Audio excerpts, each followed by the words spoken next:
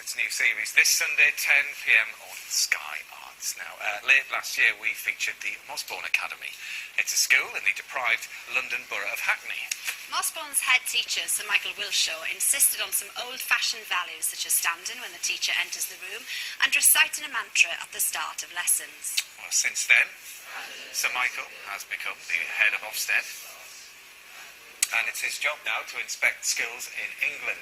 And he has some radical ideas on how every school should change, but not everybody agrees. No. So we called a staff meeting and invited teachers from 2 Essex schools. You may recognise some of them from the fly-on-the-wall documentary Educating Essex. Now, they started off the discussion talking about unannounced inspections. There's now, so we can ask him directly, did you mean it's a good morale amongst your staff? That was a comment that was taken completely out of context, as was suggested in that clip. Yeah. Years ago in the 80s, I had to take to task a member of staff who was teaching poorly, not marking books, not preparing lessons, and he wrote a 3-page letter the following day saying what an awful person I was, saying staff morale is an all-time low. So when I was giving a sort of in-service training session to head teachers, I said sometimes when you have to take on a very challenging situation in a failing school, this is the sort of accusation that might be made. Yeah. And I said staff morale was said was an all-time low. But, you know, this is the sort of accusation that can be made, and of course there was a reporter there and it was taken out of context. Right. So what sort of things then did you implement at Mossbourne that you think other schools should follow suit and try and implement in other schools to make them better? Well, Mossbourne was in a very disadvantaged part of East London. It was on the site of a very badly failing school. It served children from poor backgrounds, and we showed that we could do very well by them. They achieved well above national norms. Did you have kind of three things that you would have said you did? Yeah, we realised that if they were going to achieve, that we had to make no excuses for them, no excuses for their background. And we said that to them. Look, we don't really care what background you're from, whether you're poor or not. We expect you to achieve. Now, we understood that there were lots of problems for them in achieving what we wanted for them, so we worked very hard in the evenings and twilight sessions and at weekends, and we made sure that they were mentored and supported to get them through their exams so that they could do well. And, you know, you've got teachers from Passmore. I saw one episode from that programme, and they did exactly the same. Yeah. They saw their responsibilities and duties outside the classroom as well as inside. So support there. What about discipline? And also structure. A lot of our youngsters came from very unstructured environments, and we introduced a lot of structure into their lives. All those rituals and routines you saw on the clip helped them. It created that framework and that structure in which good teaching could go on. And I always used to say to staff, look, we run a very formal institution here, but when you go into the classroom, innovative, we want you to be interesting and make your lessons come alive. Yeah. Well, one of the hot topics, I suppose, is unannounced inspections, something that you want to bring in September. Now, maybe the teachers, obviously, I mean, the teachers prepare, don't they, for inspections. What do you think you're going to gain then by doing that, apart from catching them on the hop, possibly? Well, we've yet to make the decision on this one, and that will be announced fairly shortly. But the idea behind it was that there's a lot of stress which comes in before an inspection. Even although it's 48 hours, people get very stressed out. I've seen it over and over again as a teacher and as a head. And I actually think when inspectors turn up on the morning, stress levels will be actually lower. That was the first reason. And the second reason is I think inspectors just want to see school as it normally is, and not actually change very much for an inspection. Just to see the normal school as it is. Now, we've taken into account lots of responses to what we propose, and one of the things we've had to listen to are heads who are saying they need to be there and they might be out of the school. Just very quickly then, from the parents' perspective, what are the chances of what you're proposing, what you did at Mossbourne, what are the chances of parents seeing that in their children's schools right across England? Well, parents want a good school for their child. Yeah. Children want to go to good schools. We've got 1 in 3 schools at the moment that are not good. That are satisfactory and below. And I've made it very clear in all the statements I've made and all the speeches I've made, I want to see all schools good or on a journey to being good. That's the important thing.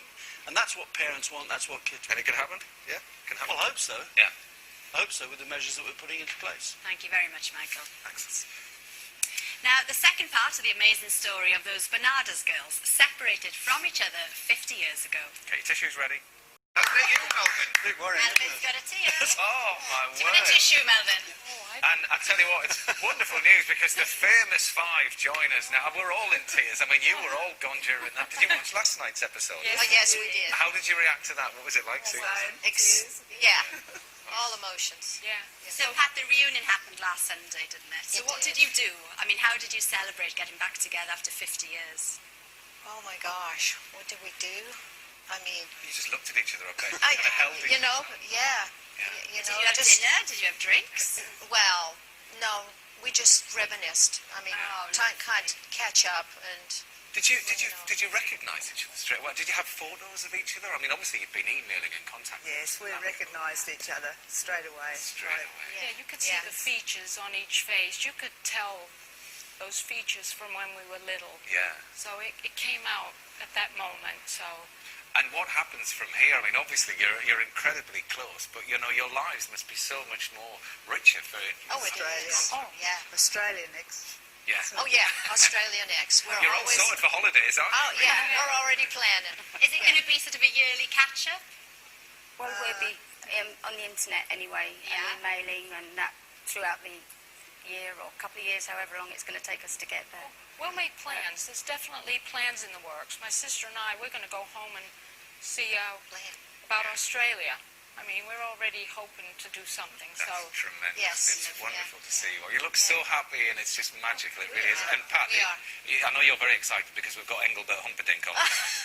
You've seen him in Tampa, haven't you? I have. Yes, yeah. Can he do it for Eurovision? Can he do it, do you think? Because Well, he's representative of the Eurovision. Yeah, Oh, I you're know. up for I a didn't real know treat, anything about that. Oh, Saturday night you're going to love it, honestly. Yes, so- Don't go back to America, Saturday. Oh. Yeah.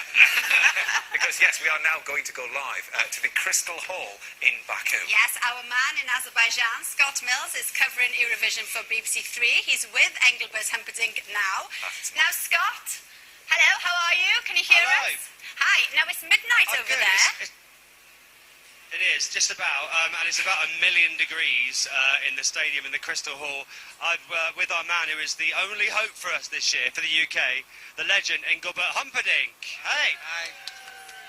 So, obviously I've seen your rehearsal. Arlene Phillips has been quite involved. It's been brilliant, hasn't she? She's been amazing. She's given me all the tips that I professional tips I needed, and she's tweaked a lot of it. So we stand a good chance. How are you feeling, honestly? Because obviously you're first on as well. I know I'm first on, but I think first out of the gate is good because you can get out there and try and keep the lead. Obviously tonight we've got the semi-finals, BBC 3 at 8 p.m. with me and Sarah Cox. There are two ones to watch out for, Engelbert. The first one is the Russian grannies, who are called Baranovsky Babushki. And Sides of the fence, one is for the very young and the others are for the adults, and they're Baku for about, 3 or 4 days now. How are you finding it? It's magnificent. I mean, the whole thing is magnificent.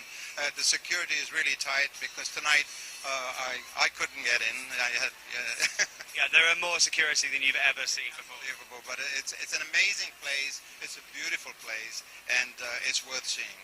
Engelbert, thank you so much. We'll see you on the final on BBC One on Saturday.